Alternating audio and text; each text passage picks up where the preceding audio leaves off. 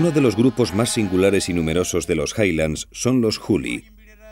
Ocupan la parte occidental en torno a la ciudad de Tari. Su primer contacto con el hombre blanco fue en 1935, con una patrulla australiana cerca del río Tagali.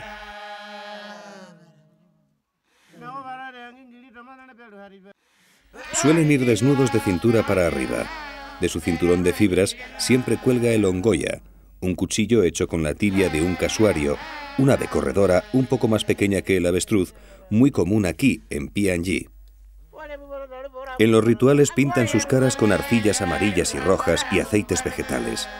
En sus ceremonias iniciáticas se taladran el tabique nasal.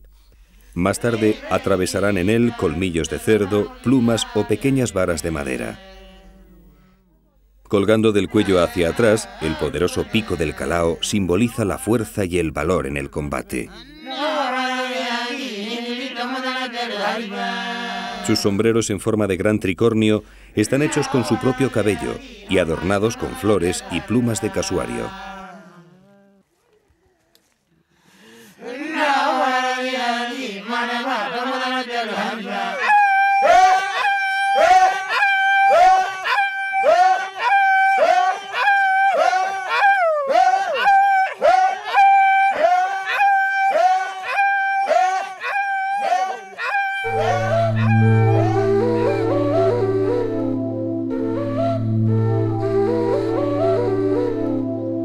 La accidentada orografía de las tierras altas y las constantes reyertas entre los diferentes grupos hacen muy difícil la comunicación. Actualmente no se puede acceder a la parte occidental por las guerras que mantienen las tribus y que arrojan un saldo anual de unas 5.000 muertes.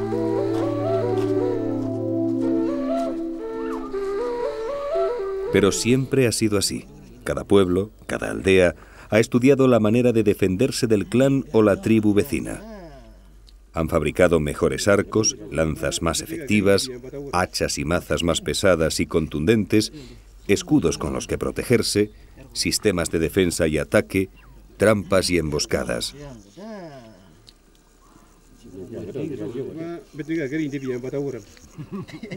Quizá los más ingeniosos hayan sido los hombres de barro. Habitan cerca de Goroka, en la parte alta del río Asaro. Por eso también se les conoce como los Asaro.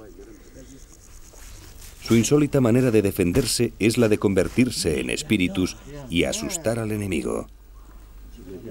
Para ello confeccionan estas máscaras de barro de facciones extravagantes que recuerdan a monstruos galácticos de lejanos planetas de ficción.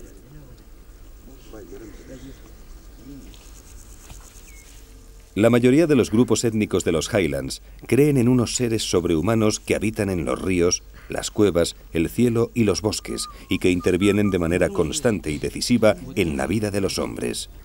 A ellos les rinden culto y les realizan ofrendas para rogarles su protección y evitar que provoquen desgracias.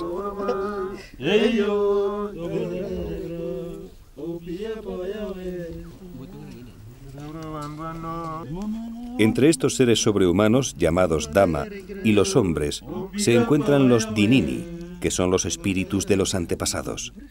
Junto a los Dama y los Dinini, existe un tercer grupo de fuerzas llamadas Tomia, que residen en objetos como piedras, collares, lanzas, etc., y que provocan enfermedades y desgracias.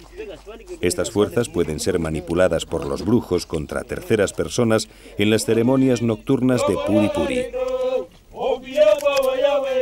Una vez terminadas las máscaras, los guerreros se embadurnan el cuerpo con barro arcilloso que más tarde teñirán de gris con otro lodo más líquido.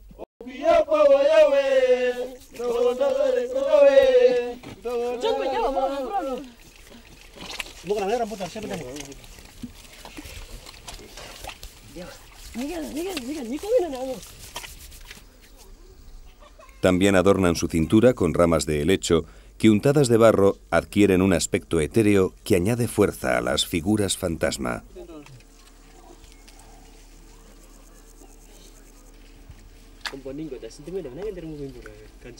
En la boca, nariz y orejas incrustan algunos colmillos de cerdo para reforzar el rictus atroz de sus creaciones.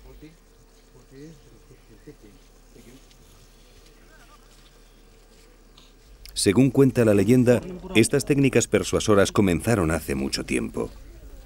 Los Asaro estaban asediados por un enemigo más numeroso. Habían tenido muchas pérdidas y esperaban el ataque final.